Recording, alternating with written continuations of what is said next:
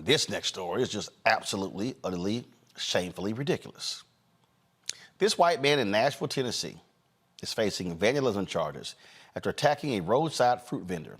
Apparently, David Johnson did not like that Diego Parada, a man of Honduran descent, was running a fruit stand in his neighborhood. So David Johnson chose to be an ass and do this.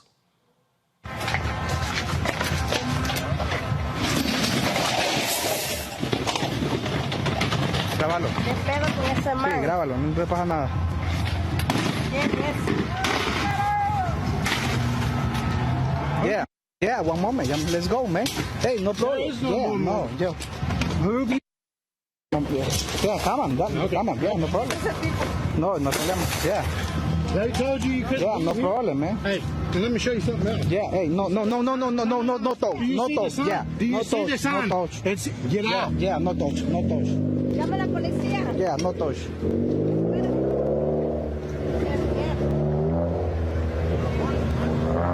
Llama a la policía. Llámala tú. Es una mierda.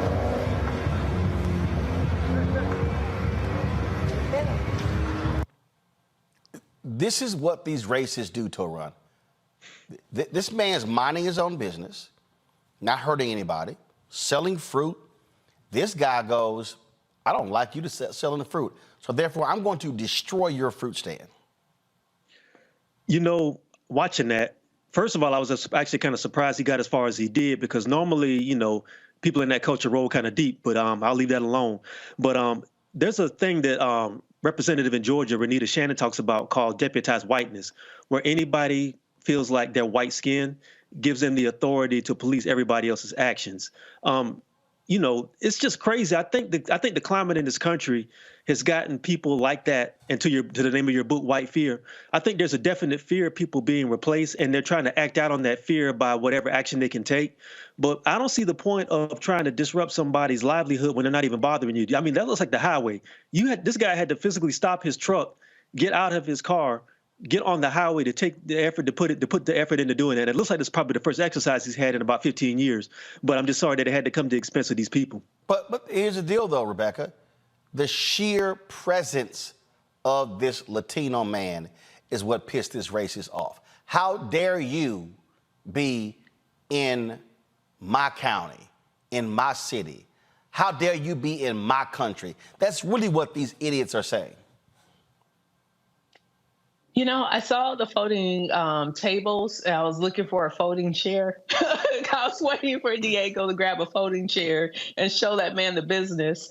You know, I hope Diego, by the end of the day, he owns that man's pickup truck, because what that man did was unconscionable. And like what you're stating, the hubris for certain white people in this country thinking that they belong here over everyone else and that they are the ultimate authority and the enforcement in this country. It makes me think back to like cases from the 1700s and the 1800s, even the Dred Scott decision, of whether or not Black people or people of color have actual standing to challenge whiteness. Can they actually show up in court and go up against a white-infused system? Do they have the humanity, the ability to do that? And once again, we see someone right here who deserved a folding chair, you know, FAFO.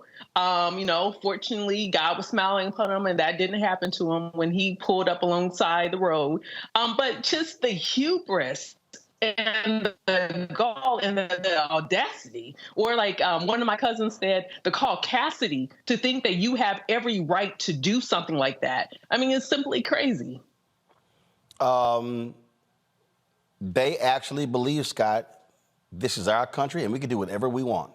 That's right. Even white privilege with poor white people is strong. But Roland, no toe, no toe. Who knows what no toe means? I don't know what that means in Spanish, but the brother was saying no toe, no toe. But here's the stupidest. This is more stupid than everything everybody said. He's tearing down the fruit stand and throwing it next door, making a bigger mess for this country that he thinks he's protected from this immigrant. He's just making a big mess. And with this video, they reported him, and he's being charged with criminal mischief right now. and will be prosecuted. He's going to plead guilty or do something because it's all on video. Look at what he's doing.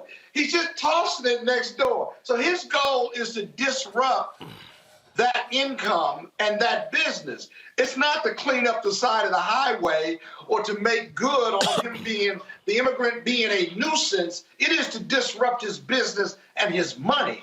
Think about that, because he just made a bigger mess. So but remember, we should watch this on the criminal mischief, him being prosecuted for criminal mischief, which is what he was charged with. but remember, the Tulsa Race Massacre was about disrupting the business, lynching. Yeah, They were yeah, pissed off with yeah, money being made. yeah. It's just beyond stupid, and I hope he gets hits with damages.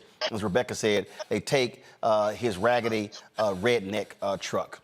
Speaking of a redneck, No joke.